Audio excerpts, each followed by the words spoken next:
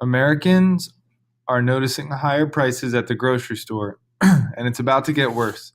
Food prices at the wholesale level rose last month by the most in 36 years. Cold weather accounted for most of it, forcing stores and restaurants to pay more for green peppers, lettuce, and other vegetables. But meat and dairy prices surged too.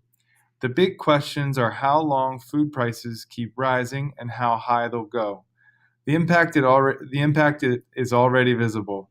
Wendy's, paying higher prices for tomatoes, now put them on hamburgers only by request.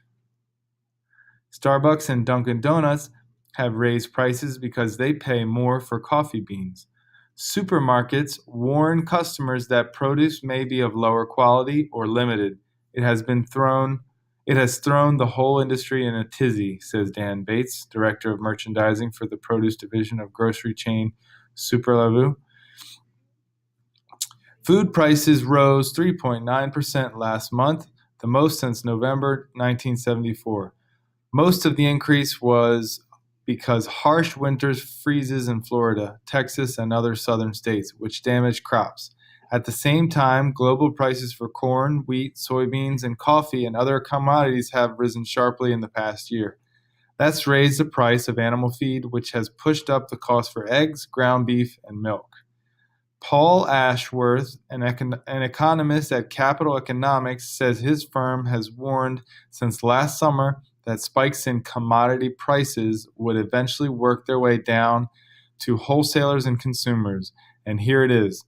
There's plenty more to come over the next few months. Crop prices began to increase last summer after droughts slammed harvests in Russia and several other countries.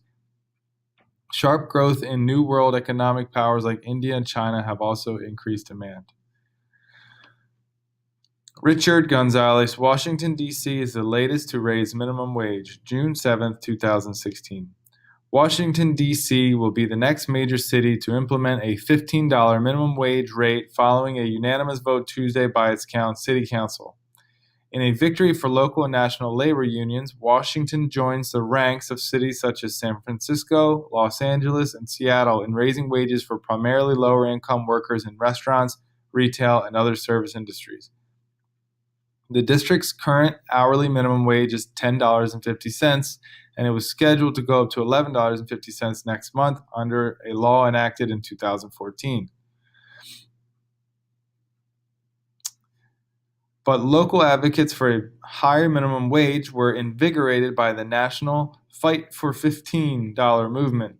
They have been gearing up to collect signatures for a November ballot initiative, but that effort will be dropped. The district council's vote has to be ratified next month, a move considered only a formality. Mayor Muriel Bowser has said she will sign the legislation. I see how much it costs to live in Washington, D.C., and that cost is only going to go up, said Bowser, according to the Associated Press. Even at $15, it's tough to be able to afford to live in Washington, D.C. Julie Cresswell, nothing sells like a celebrity.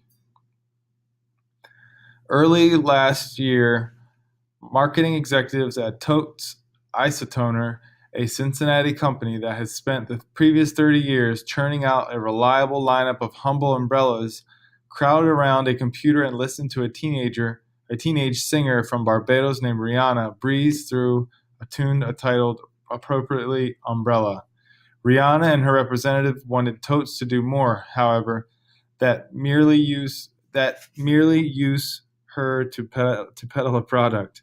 They wanted Totes to create a customized umbrellas featuring sparkly fabrics and glittery charms on the handles, all recommended by the emerging star and her team.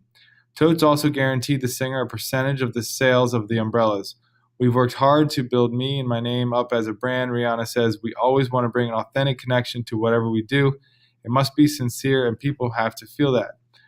But where the star ends and the product pitch has grown less and less discernible in the era of the human billboard. Brian Stelter, Internet kill the video store. Blockbuster, outdone by Netflix, will shut its stores and DVD mail service November 6, 2013.